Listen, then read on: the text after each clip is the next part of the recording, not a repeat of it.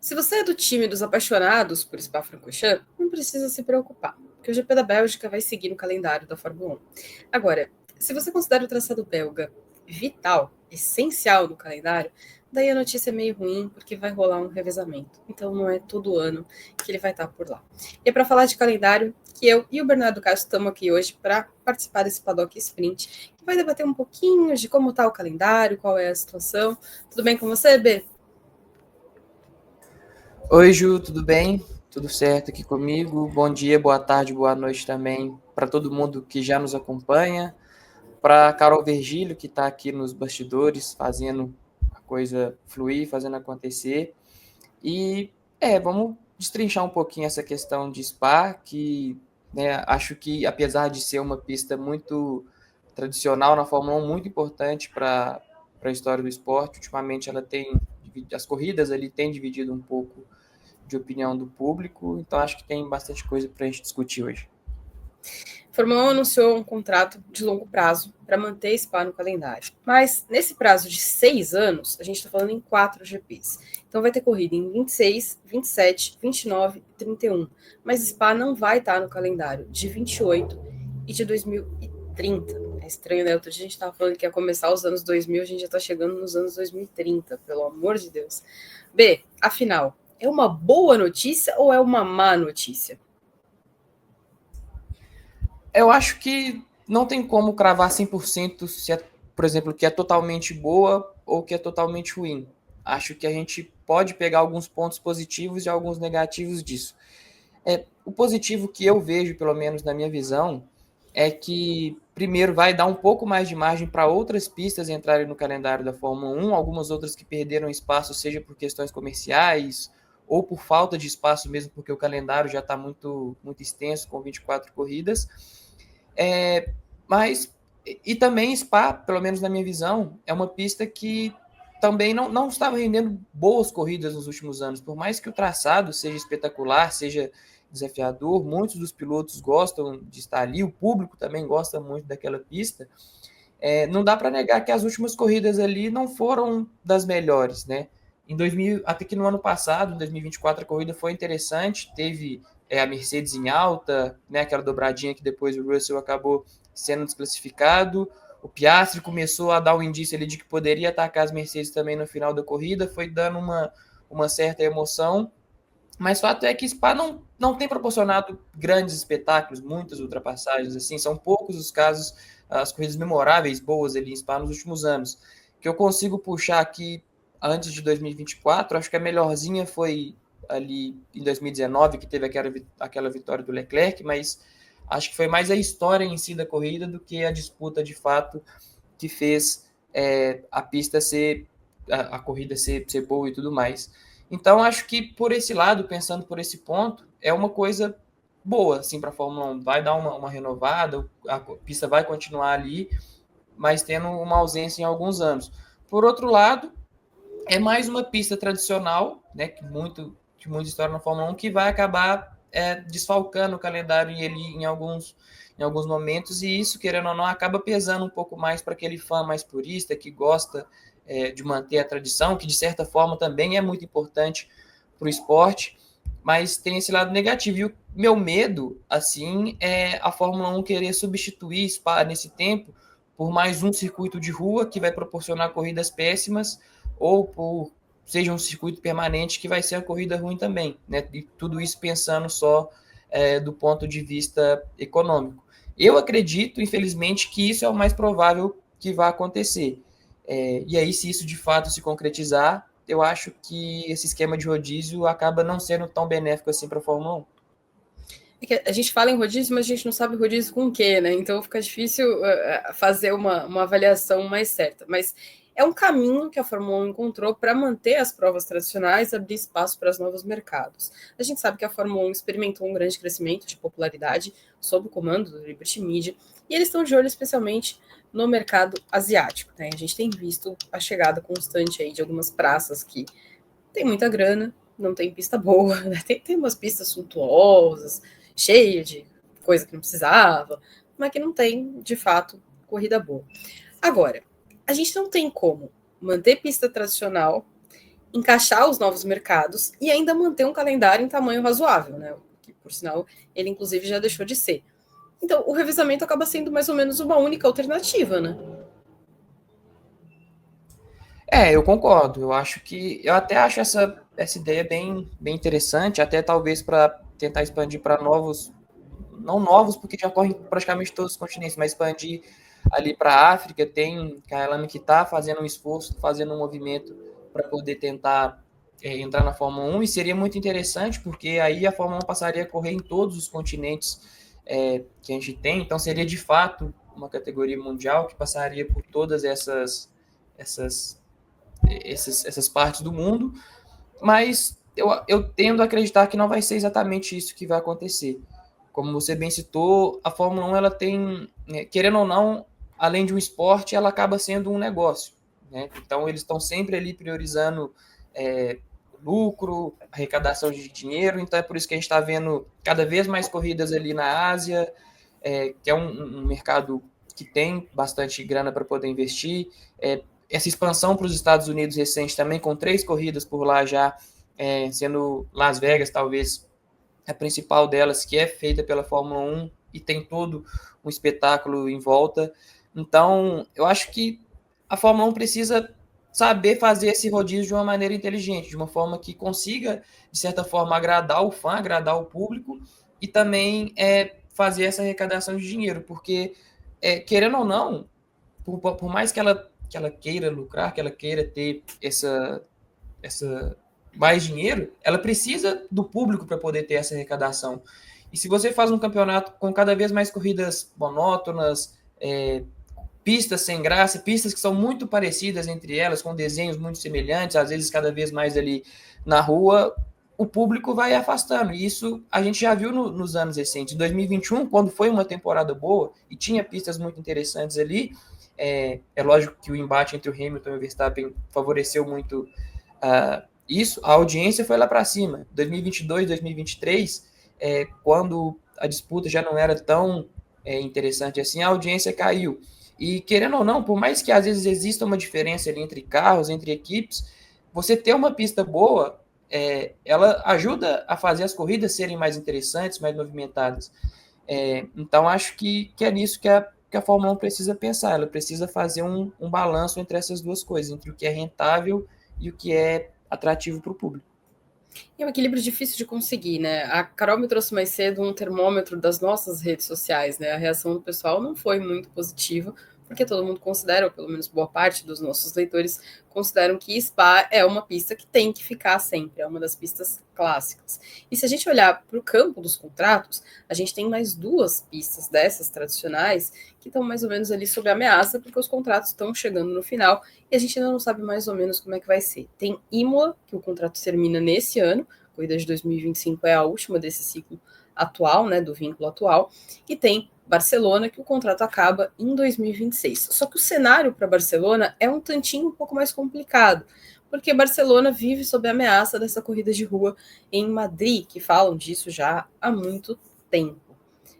Seria um prejuízo também grande ou perder essas pistas ou vê-las nesse revezamento, né, Bê? Acho que Imola, principalmente o fato dela ter voltado como definitiva no calendário da Fórmula 1, porque ela entrou ali como um tampão na época da pandemia. Acho que ela ter voltado em definitivo mostra que ela teve uma aceitação boa tanto por parte do público e de também questões financeiras, né? A casa da Ferrari, de certa forma, está correndo ali na Itália.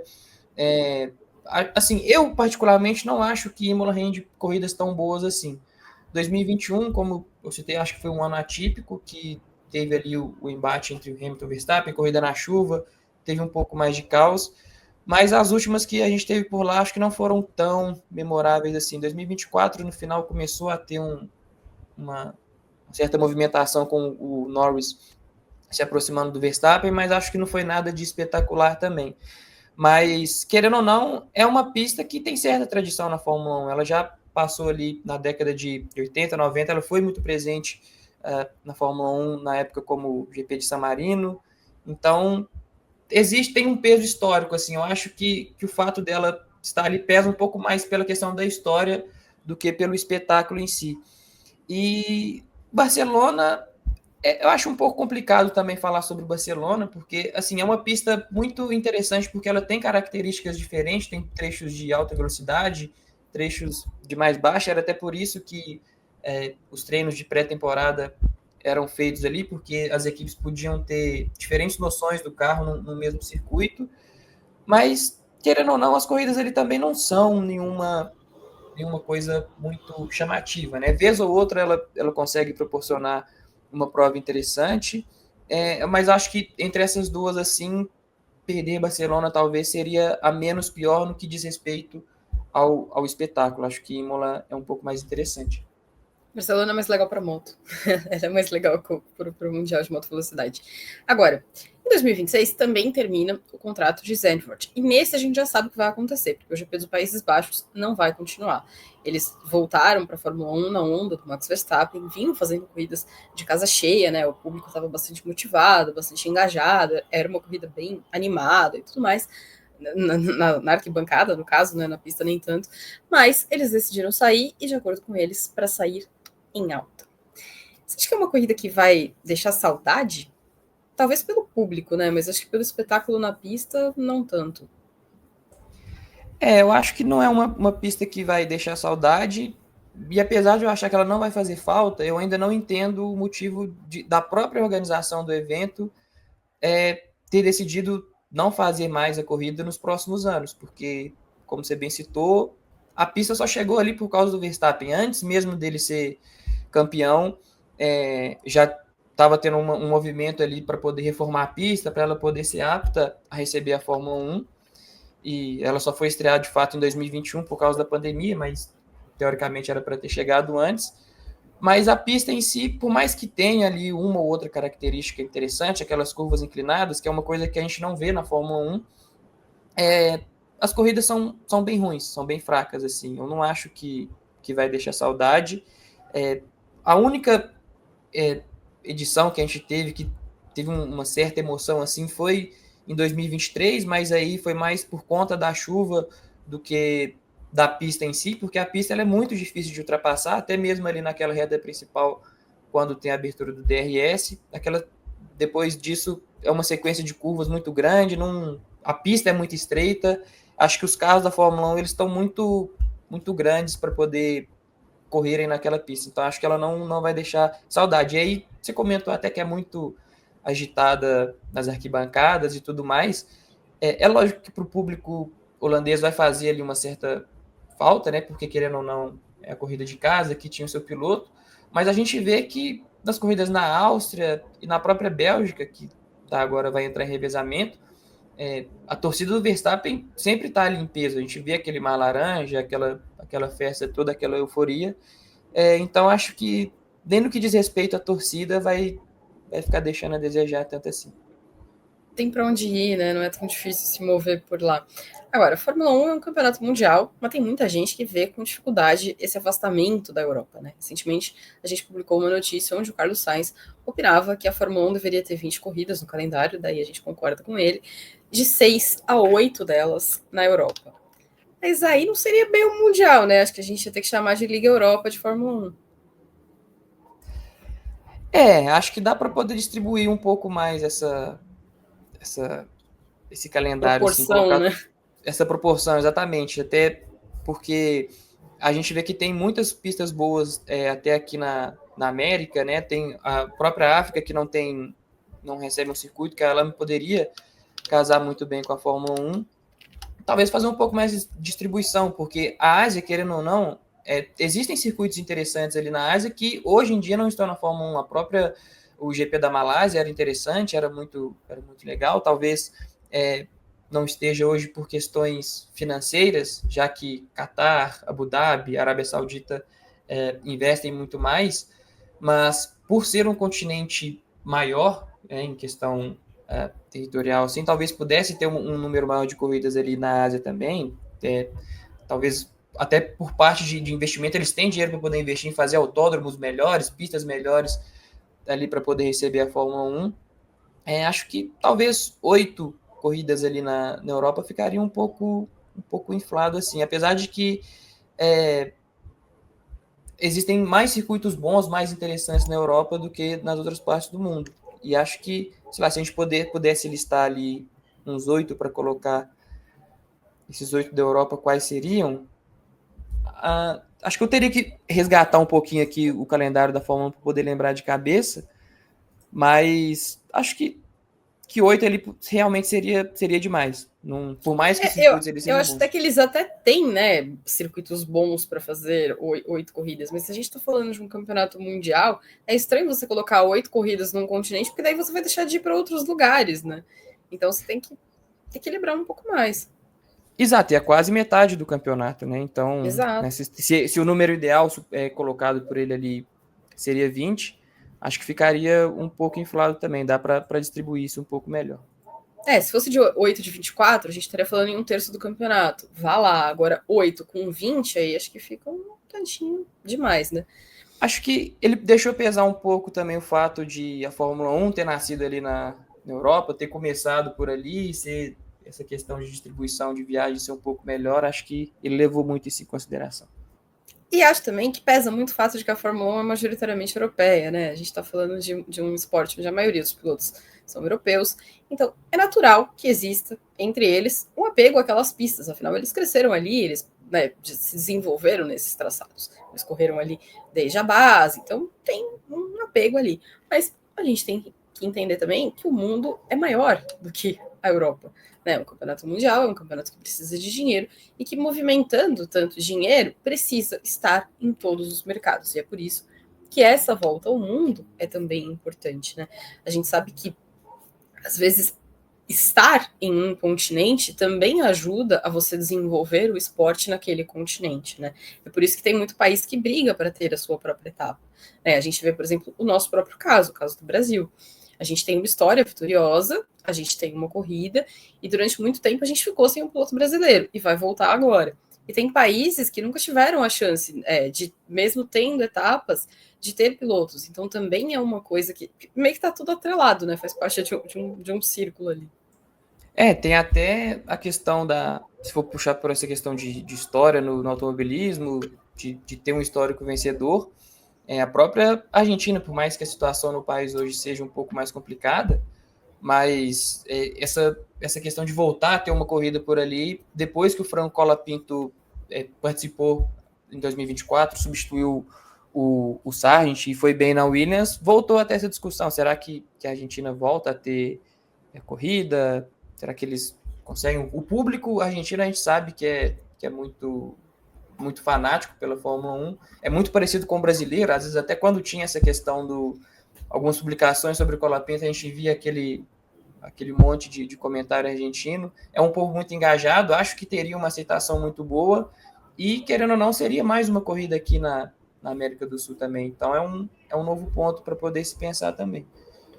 É que também é um continente onde a gente não tem tantas possibilidades de pistas, né? De incapacidade para receber esse tipo de campeonato, né? Então, a Argentina tem alguns circuitos muito bons, porque tem Termas de Rio Hondo, que recebe a MotoGP, tem Vilicum, que recebe o Mundial Superbike, então são pistas mais bem estruturadas, porque estão ali recebendo campeonatos mundiais. Mas nos outros países, a gente não tem tantos circuitos desse tipo de nível, né, mais elevado, mais preparado para esse tipo de campeonato. Mas é importante também porque é um continente importante. E às vezes tem alguns continentes que são meio esquecidos, né? A gente está falando dos Estados Unidos com 3 corridas e tem lugares que olham lá para ter uma. A África, por exemplo. Falam de África há muito tempo. Mesmo assim, a gente não vê um grande avanço para voltar para lá. Agora, é difícil conseguir esse equilíbrio, né? Porque a gente tem algumas corridas com público mais baixo, com circuitos que são ruins, que não acrescentam a competição, que não rendem um espetáculo muito bom, mas que estão jogando um caminhão de dinheiro na Fórmula 1. Então, do ponto de vista do negócio, é o argumento que vai acabar vencendo, né? E acho que até dessas que você citou que estão jogando um caminhão de dinheiro ali, não é tão boa na Fórmula 1, acho que talvez o Qatar a gente pode citar como um exemplo bom disso. Para moto, o circuito é completamente diferente, é bom, é mais interessante, mas não casou muito bem ali com a questão da Fórmula 1 em si. São características que na pista não vão muito bem. O próprio GP de Abu Dhabi também, que paga ali uma enxurrada de dinheiro para poder ser a corrida decisiva da temporada, para poder fechar o ano da Fórmula 1, de fato, até que o Qatar ainda eu acho menos pior do que Abu Dhabi, porque no ano passado a corrida sprint lá no Qatar foi relativamente interessante, vez ou outra ela proporciona ali algumas coisas mais movimentadas.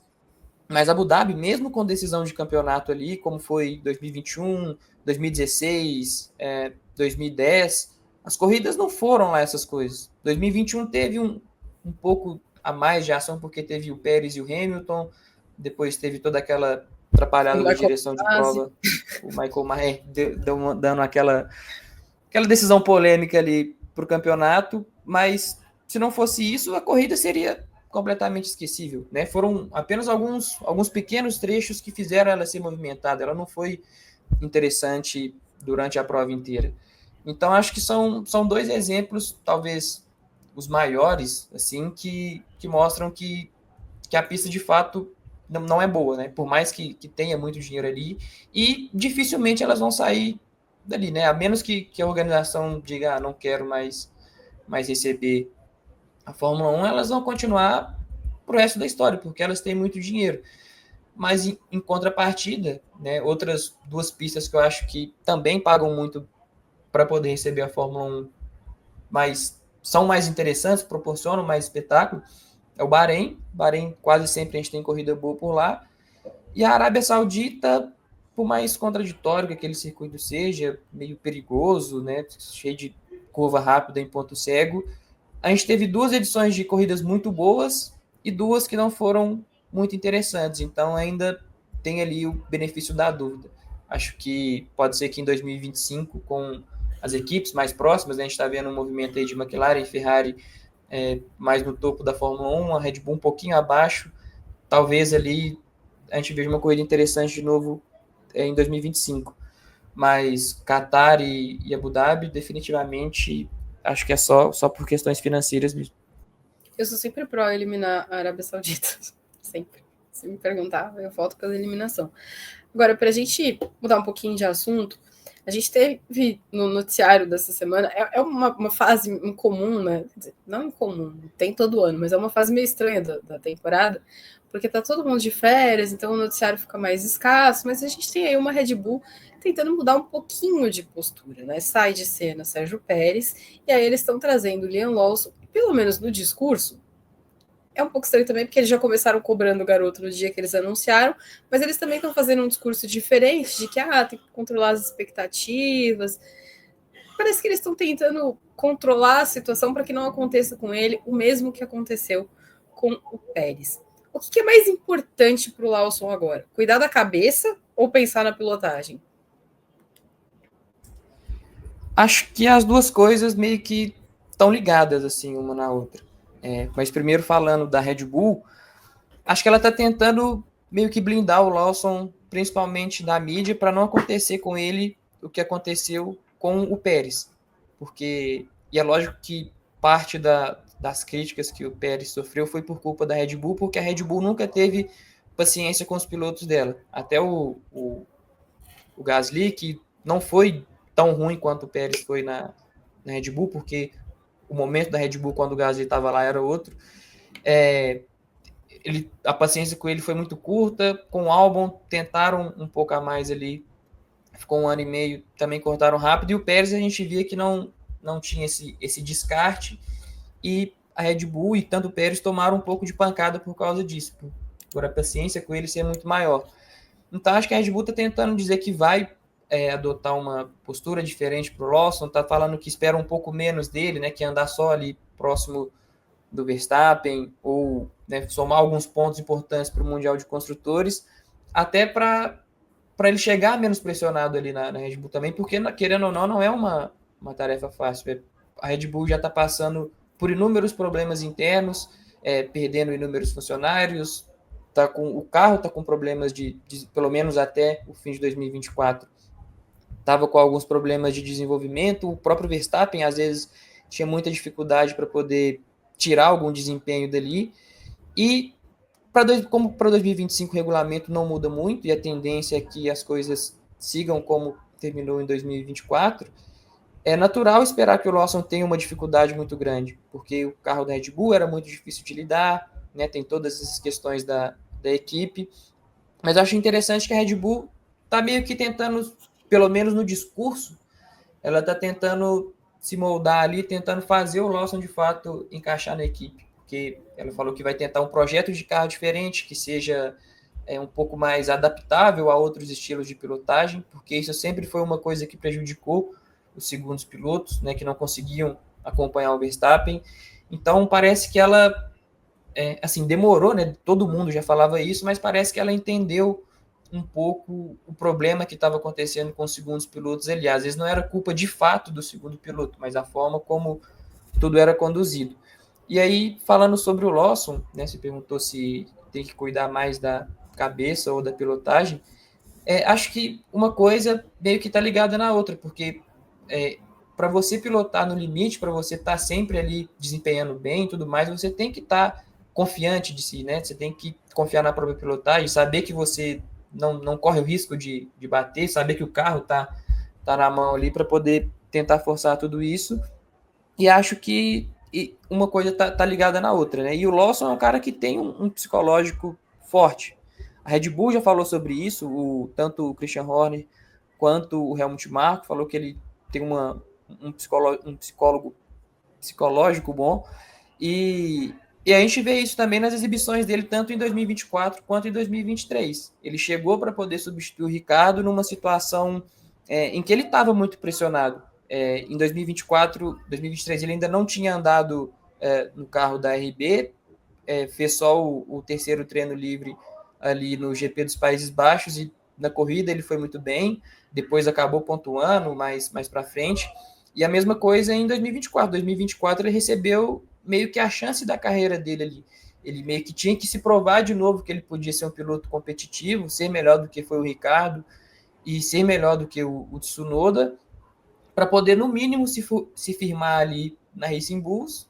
E com o trabalho que ele mostrou, ele acabou sendo promovido para a Red Bull. De certa forma, foi uma carreira meio meteórica assim, na Fórmula 1 até ele ser promovido, mas acho que de certa forma ele mostrou para a Red Bull que ele pode ser um bom piloto, apesar de que eu ainda acho que ele vai sofrer um pouco de oscilação ao longo do ano, não vai ser tão constante quanto a Red Bull espera, mas isso é uma coisa que a equipe tem que trabalhar ali internamente e não pode avançar etapas. Você acha que essa mudança de postura da Red Bull tem muito mais a ver com o crescimento que a gente viu de McLaren e Ferrari do que efetivamente com o que aconteceu com o Pérez? Porque a Red Bull sempre teve essa filosofia de vou privilegiar um piloto, né? E o privilegiado dela, no momento pelo menos, é o Verstappen. Só que ela nunca efetivamente precisou pensar no outro piloto, porque a ameaça em si não era tão grande. Ela viveu os anos de domínio da Mercedes, em que ela não podia fazer basicamente nada, mesmo com dois pilotos, ou então ela teve os momentos em que ela dava conta ali do recado, tudo bem, ela não precisava ter os dois pilotos tão bem assim.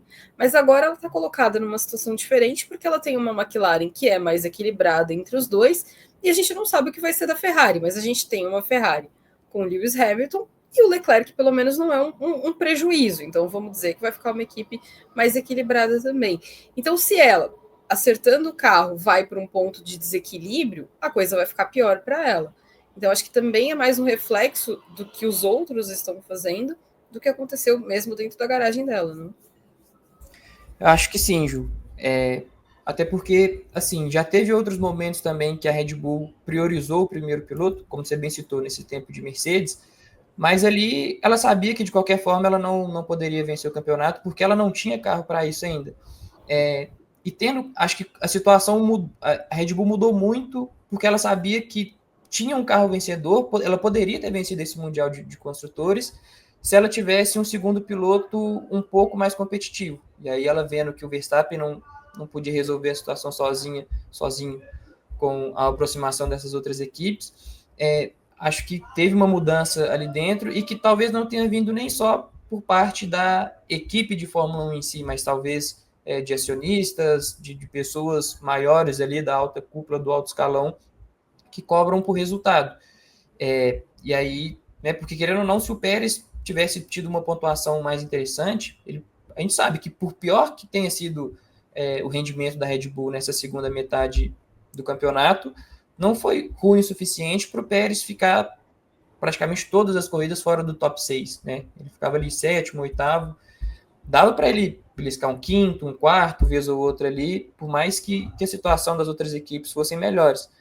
Então, acho que ela vendo que tem a possibilidade de ela poder brigar pelo Mundial de Construtores, mesmo tendo, às vezes, um carro inferior, porque a gente sabe que o Verstappen faz a diferença ali, talvez some alguns pontos a mais, ela decidiu mudar, está tentando bolar alguma forma de talvez não ter um prejuízo tão grande em 2025.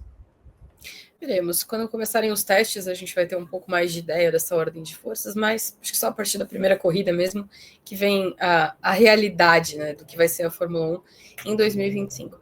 Mas esse vai ser um papo para outra hora. Como vocês sabem, a programação do GP não para nunca, tem sempre vídeo, tem sempre muito conteúdo no site, então fiquem de olho em tudo. A gente agradece a companhia de vocês. Bê, obrigado por hoje e até mais.